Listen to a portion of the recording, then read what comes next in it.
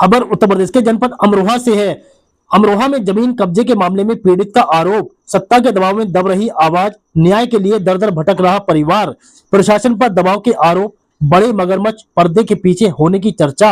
आपको बता दें, अमरोहा में जमीन कब्जे के एक मामले को लेकर पीड़ित पक्ष ने गंभीर आरोप लगाते हुए कहा है कि सत्ता के दबाव में प्रशासन निष्पक्ष कार्रवाई नहीं कर पा रहा है, जिसके चलते उन्हें अब तक न्याय नहीं मिल सका है।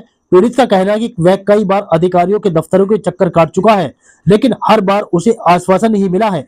पीड़ित परिवार का आरोप है कि कुछ प्रभावशाली लोग सत्ता के संरक्षण में उनकी जमीन पर कब्जा करने की कोशिश कर रहे हैं। सूत्रों के अनुसार इस पूरे मामले में कुछ स्थानीय लोग सामने दिखाई दे रहे हैं, लेकिन असली साजिशकर्ता पर्दे के पीछे हैं, जिन्हें क्षेत्र में बड़े मगरमच्छ कहा जा रहा है। पीड़ित का कहना है कि वह लगातार प्रशासनिक अधिकारियों के पास शिकायत लेकर पहुंच रहा है, लेकिन कार्रवाई के बजाय उसे टाल दिया जाता है। कई बार थाने और अन्य कार्यालयों के चक्कर लगाने के बाद भी स्थिति जस की तस बनी हुई है।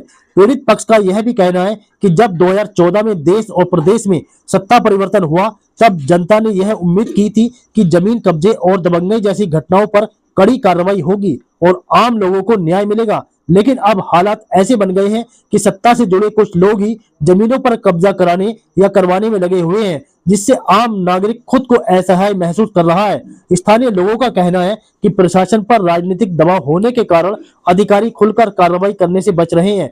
इसके चलते पीड़ित परिवार लगातार न्याय की गुहार लगा रहा है और मामले की निष्पक्ष जांच की मांग कर रहा है। इस पूरे प्रकरण को लेकर क्षेत्र में भी चर्चा का माहौल है और लोग सवाल उठा रहे हैं कि यदि आम नागरिक को ही न्याय के लिए दर दर भटकना पड़े तो कानून व्यवस्था पर भरोसा कैसे कायम रहेगा। फिलहाल पीड़ित पक्ष ने उच्च अधिकारियों से मामले की निष्पक्ष जांच कराकर दोषियों के खिलाफ सख्त कार्रवाई की मांग की है, ताकि उन्हें न्याय मिल सके।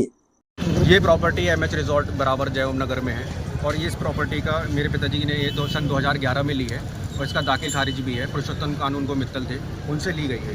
ये पूरा इसका फ्रंट 38.9 फीट है, ठीक है। और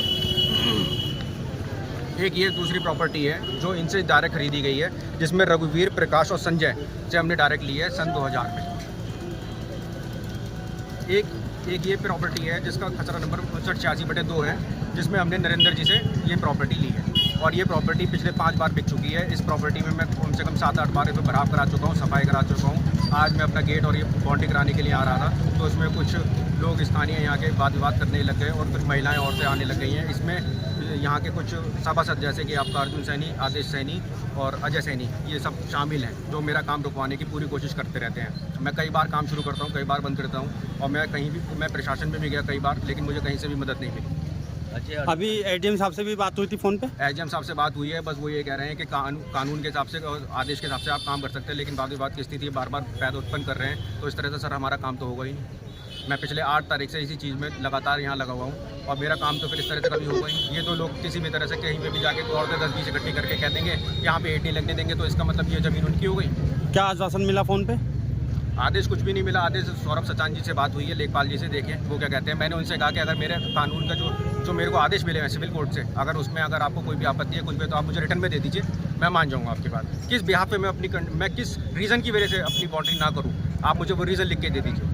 अब ये बुजुर्ग व्यक्ति थे, तो उन्होंने भी बताया आपके पेपर? उन्होंने भी यही बताया कि दूसरे पक्ष को कोई भी हक नहीं है, किसी को भी, दूसरे पक्ष को भी नहीं, किसी को भी कोई हक नहीं है कि हमारे कब्जे में, हमारे किसी भी चीज़ में, निर्माण में कोई भी दखलंदाजी करे, किसी को भी कोई हक है। पक्ष जो उचित कार्रवाई होगी वो करेंगे। इन्होंने ही एक एग्रीमेंट कर रखा है 552 मीटर का, जितनी मौके पे अभी ज़मीन भी नहीं है, उतना ही एक एग्रीमेंट इन्होंने 23 फरवरी को कर रखा है इन्होंने, बबलू ने, ऋषिपाल ने और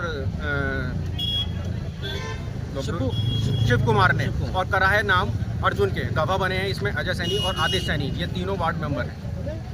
इस पे कानूनी कार्रवाई होगी, इन पे धारा 156(3) वगैरह जो भी हम कोर्ट कंप्लायंस और जितना भी जो भी संभव हो सकता है, जो भी हमारी अधिकारी, जो भी प्रशासन हमारी कानूनी रूप से मदद करेगा, हम वो कार्रवाई करेंगे, निश्चित रूप से करेंगे। जब हमारा मानसिक उत्पीड़न हो रहा है, मेरे पापा को हार्ट अटैक के मरीज हैं, इनका जीवीपन पे इलाज चला है, बार बार ये मेंटल, इस समय इन पर इतना ज़्यादा दबाव पड़ रहा है। आज की डेट में इनकी एज 72+ है, अब बार बार ये मेरे साथ धूप पे खड़े होकर काम करा रहे हैं। मैं भी अपनी नौकरी छोड़ के यहाँ पर आके देख के काम करवा रहा हूँ। मैं कब तक बार बार अपना काम रोकता रहूँगा? कहाँ नौकरी कर रहे हैं आप? मैं इस समय लैंसडाउन में हूँ। अच्छा, ये अदालत से पेपर मिले हैं, वो क्या कह रहे हैं? अदालत से पेपर ये कह रहे हैं कि आप अपना निर्माण मतलब अपना किसी भी दूसरी पार्टी को किसी को भी कोई राइट नहीं है कि कोई हस्तक्षेप करे। तो यहाँ मौके पे लेखपाल आए थे, उन्होंने तो कार्य रुकवा दिया गया है। हाँ, लेकिन उनके पास भी इस तरह से कोई ऑर्डर, वो उचित ऑर्डर नहीं है, वो कानून का उल्लंघन कर रहे हैं। वो कानून अगर इस तरह से मेरे काम को रुकवाते हैं तो इसके कानून का उल्लंघन है। फिर ये कोर्ट के ऑर्डर भी मान्य नहीं कर रहे हैं। क्या बात है, क्या बेनिफिट है इससे? कोई बेनिफिट नहीं है, फिर तो क्या कानून कुछ भी नहीं। जब हमें कानून की सपोर्ट नहीं मिल रही है और कानून के हिसाब से हमें को गलत ठहरा दिया जा रहा है, हमारे पे ही हमारी रजिस्ट्री होने के बावजूद भी हमें बाउंड्री करने पे आपत्ति जताई जा रही है, तो फिर तो कोई मतलब नहीं रह गया। कोई कानून का सब उल्लंघन कर सकता। कब से विवाद चल रहा है ये? इनके पास कानूनी रूप से, लिखित रूप से मेरे को काम रुकवाने का कोई आदेश नहीं है। बार बार बस मौखिक रूप से बोलना बहुत आसान होता है। आज कोई मैं बोल दूंगा ये सड़क मेरी है, ये गाड़ी जो जा रही है मेरी है, इस तरह से कोई केस होता नहीं है। इनके पास, विपक्ष के पास कितनी बार नोटिस आ चुका है अदालत से, लेकिन कोई भी पैरवी नहीं कर रहा। क्यों? क्योंकि पेपर हो तभी तो।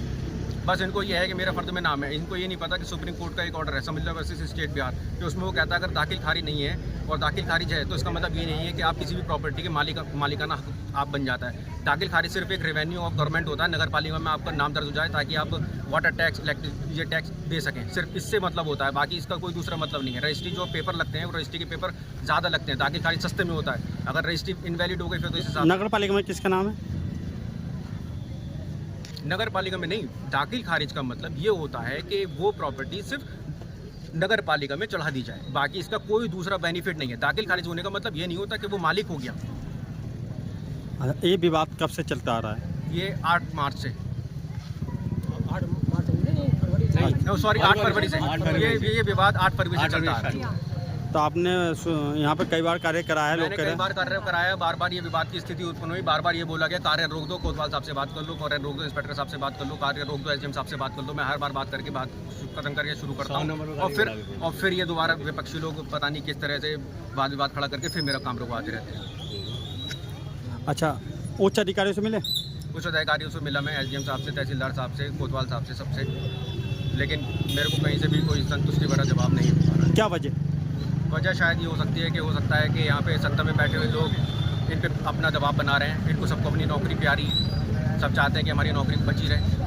एक काम, अभी 112 नंबर पे पुलिस आई थी, उन्होंने मुझे बोला कि लगभग 9:45 बजे कि 10 मिनट में इंस्पेक्टर साहब आने वाले हैं, आप अपना काम रोक दीजिए। 10 मिनट में ये आने वाले हैं, आप अपना काम रोक दीजिए। अभी मैंने सौरभ सचान जी भी, लेखपाल जी आए थे, उन्होंने बोला कि मैंने कहा आप एसडीएम साहब से मेरे को लिखवा के दीजिए, कोई भी इस चीज़ में अपना सहयोग नहीं दिखा रहा है। अब मेरा काम रुको, मेरी लेबर देखिए सर, वो पीछे बैठी हुई है खाली, और ये अभी तक कोई भी नहीं आया है।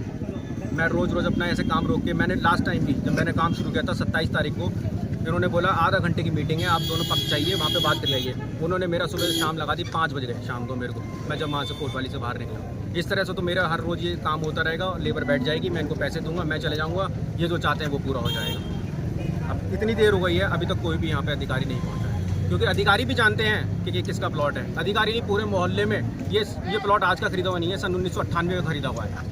पूरे मोहल्ले में किसी से भी आप पता कर लीजिए, सब जानते हैं ये किसका है। लेकिन अधिकारी भी इसलिए यहाँ पर सिचुएशन पे वीक इसलिए पड़ रहे हैं क्योंकि निश्चित रूप से यहाँ पे सत्ता बैठे हुए लोगों का उन पर बहुत ज़्यादा भारी दबाव है, इसलिए वो मेरे पक्ष में कुछ भी बोलने से कतरा रहे हैं। उनको अपनी, हो सकता है कि नौकरी से ज़्यादा लगाव हो, वो सही का सही और गलत का गलत साथ देने में कतरा रहे हैं।